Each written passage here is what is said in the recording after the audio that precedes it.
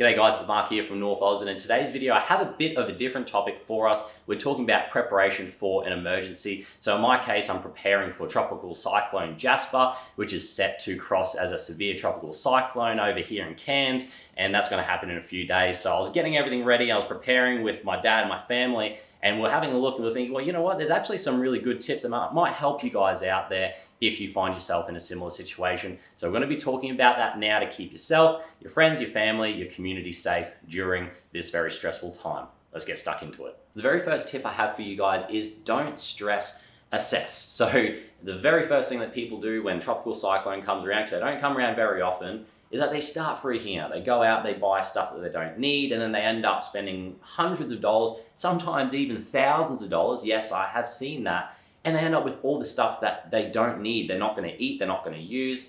So the first thing I want to tell you guys is don't stress out. Assess what you have. Have a look around the house or your workplace, wherever it is that you are, that you're trying to keep safe. Take stock of what you have and what you actually need. So we're talking about things like batteries, medication, your first aid kit. Have a look at it, see what you actually have and what you need to go out and buy, okay?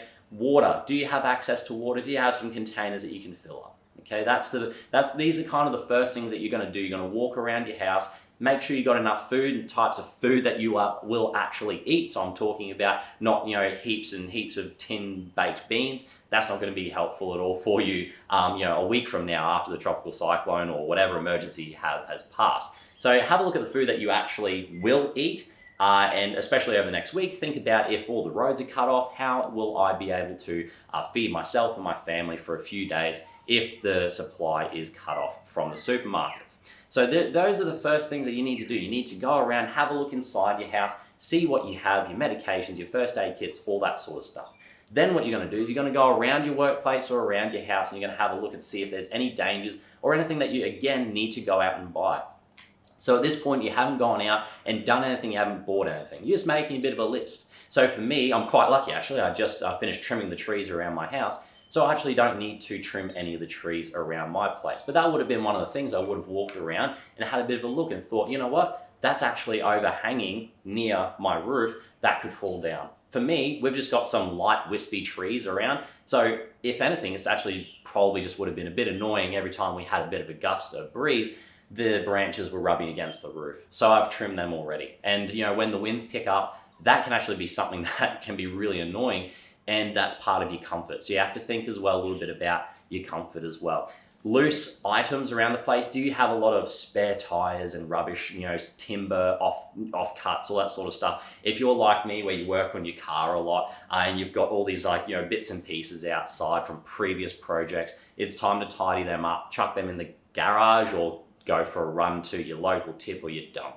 So that's where you're doing your assessment, okay? You're figuring out what you have, what you need, and then also what we need to try to start getting rid of as time goes by, as things get closer to the emergency.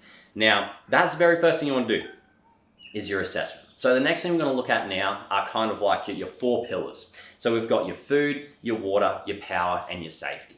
So the very first thing we're going to talk about in those kind of, those little 4 pillars is your food. So only buy food that you will actually eat. Okay, people see it all the time. I even went to the supermarket yesterday, okay, for reference. I'm filming this video on Sunday morning. Yesterday was Saturday morning, got in really early. The place was packed and people had their shopping carts absolutely stacked with stuff that they absolutely do not need. So, only buy the things that you actually need, guys. And as well, it's a little bit selfish because if you go out and buy all this extra stuff, for 3 or 4 months worth of stuff, you don't need it, and it's also taking away the opportunity from other people if they are low on, say, things like toilet paper and, baked beans or whatever it is. If you just bought what you need, there's going to be plenty for everyone. The problem is people go out and they take everything, and that's not, having a very community mindset. So you want to look out for other people in just the little things that you're doing as well. Now, it's not so much the direct hit of the cyclone that causes the problems. If it's a bit of a specific situation, but what we often have here in Cairns is we haven't had a direct hit in a lot of years, close to 70 years, all right? We just get the kind of the sides of the cyclone.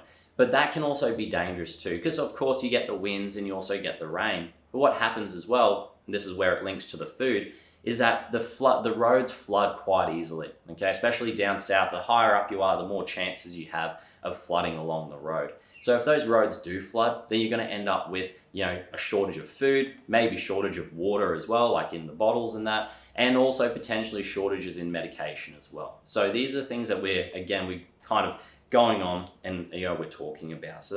So you're not so much preparing for the actual hit itself, because that will only last a day or two. It's more the time around it and the restocking. Okay, can the supermarkets get enough food and water? Can the pharmacies get enough medication? So that's something you guys need to consider as well. If it's your first time in a tropical cyclone, it's more about the kind of the chain reaction, the effect that happens around the cyclone. Okay, so the next thing, the second pillar we're going to talk about is the water. Now, a lot of people stress out when it comes to water. They go out and they clear the shelves. Went there yesterday. We're 4 or 5 days out from the cyclone. All the water's gone straight away. So, some of you guys might be out there stressing out, freaking out. There's no need to freak out. Okay, you can do a couple of things. The water is not going to turn off. And from my experience anyway, the water is not going to turn off until the cyclone is just about to hit. Okay, the power often goes off a little bit before that. So just before it makes landfall, you often have the power going out a couple hours before, and then the water will turn off as the cyclone is hitting. And the water actually returns quite quickly unless there is something wrong with the systems. So what you want to do is you want to fill up your bathtub right before. So don't fill up way before, but maybe 12 hours out or a day out, fill up your bathtub, fill up if you've got a big kitchen sink, something like that, something you're not going to use. So like if you can still use like your toilet sink or something for your washing up or whatever, do that. But just fill up whatever is big, whatever can hold a lot of water. I as well have a lot of jerry cans around the place because I camp a lot. So I'm just going to fill them up. I've probably got about 50, 60 litres worth of jerry cans. I'm just going to fill up at the tap before, the cyclone hits. And again, this is all stuff to do right before the cyclone hits as well. So I'm not going to go and fill everything up if I can see the cyclone is going to track and go away. It's right before. So, these are the things that I'm not trying to let, my preparation impact what's happening in my life a week, before the cyclone potentially hits. Okay, these are just things to keep in the back of your mind so that I've got things set up now. Okay, that's going to remain as it is, and if the cyclone does hit, then I'll be prepared with just the small things I need to do to get ready. So that's your water. Make sure you've got some on hand. If you've got some old bottles you can fill up, you've got your jugs or whatever it is that you have, fill them up. And another thing as well is that there is a bit of a rule. Again, this is all kind of from the passed down experience, is when it comes to water, when the power is off, don't drink the water, boil it up. So having a gas cooker is pretty straightforward. Having one of those is pretty handy as well, because using your kettle will use up a lot of power. So having some sort of way to boil your water is also very handy as well. You can pick them up at your Anacondas, your BCFs and that as well. So the reason for that is that you don't have the filtrations working, the filtration pumps working at a lot of the plants. Again, this is just past experience, so better erring on the side of caution when it comes to that. The next thing is your power. So this is the third kind of pillar, is only have power for what you need. So think about if you lost power today, what is the absolute bare essentials that you need? Can you condense all of your fridge and your freezer into a very, very small fridge and power that off, say something like one of these power stations that I have here? Okay, this is a small one here. They'll only run a small kind of chest fridge for camping, which I've got over there. They'll only run one of those for about a day. And then you can get, and again, this is kind of like a live and raw situation here, guys.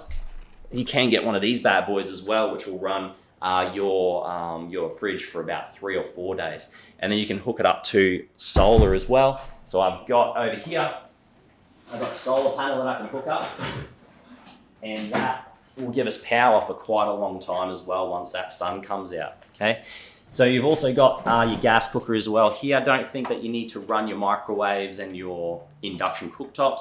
A basic burner like this you pick up for real cheap. Get a whole bunch of butane canisters as well to go along with that. Cook up your food on that, boil up some water on that, and that'll keep you running for quite a long time. Okay, so that's so with your power, you need to have a look at your needs. Everyone's needs is going to be different. So we have quite a lot of fridges and freezers and that. And again, we're quite lucky because when we built our house, we were thinking about how how can we power, how can we stay, because we've been through that many blackouts, how can we still power what we're doing in our normal everyday kind of household mains? How can we power that with something like a generator? So we actually do have a generator here at our house, and we will run that, and we did fire that up yesterday, filled it up with a bit of fuel.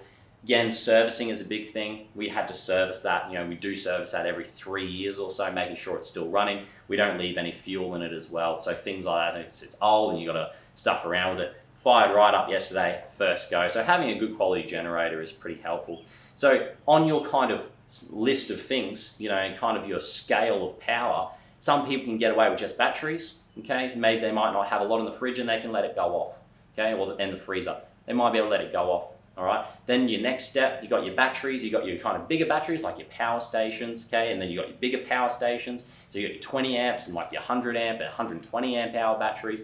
Okay, those are kind of the ones that you want if you just want to keep a small fridge running for 3 or 4 days. Then you've got your next step. You're trying to power your deep freezer. You're trying to keep your big fridge, your double door fridge up and running. Maybe you want a fan, maybe you want to put the TV on as well. So you want to power a few things, maybe your laptop. That's when you're looking at a generator. Okay, and the generators that come out now are really quiet, and they're a lot more compact and portable compared to what we have these days. But again, you're talking about a scale of money, okay? And if you're just in an apartment and you can maybe chuck your stuff in an esky and it'll keep some of your meats and stuff cool, and then just go ahead and do that. Don't feel like you need to again go out and spend all this money. It's just being prepared for what your needs are, and what of course your family, whoever is in your household. So that's kind of, again, people that are trying to run things like CPAPs, all that sort of stuff. Depends on what your power needs are. They, of course, can't get away with batteries, so you'll need to have something like a small power station or something for them. So just being mindful of that. And I will leave links to this stuff as well in the description if you want to, be prepared later on for whatever emergency that you find yourself in. And for reference, the small power station, which will run things like your CPAP, that's about $500-ish. You can pick them up for around that. And then your bigger power stations are around that $1,500 to $2,000 mark, just so that you have a bit of an understanding. Generators, they vary, okay? Depends on what size and what sort of output that you're after.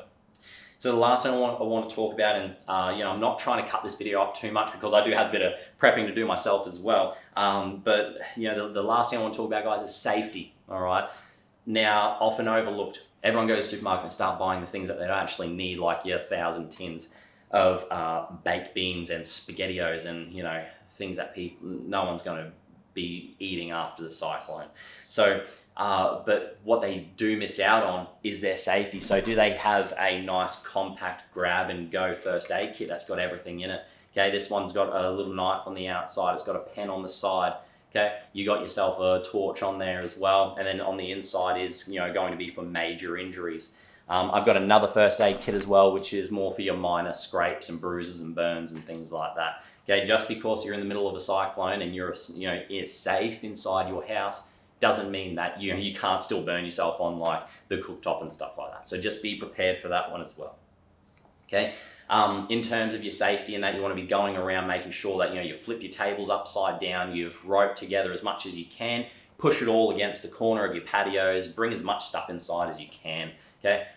When I talk about bringing stuff inside as well, if you have outside dogs, birds, cats, whatever it is that you got, bring them inside, make a nice, safe, comfortable space for them as well, okay? Yeah, you'll have your outside dogs and they might be a bit big and smelly and drooly, but make a nice quiet spot for them, maybe in the laundry or something like that, a nice spot that they know is their own little place and they can still hear you talking and things like that, okay?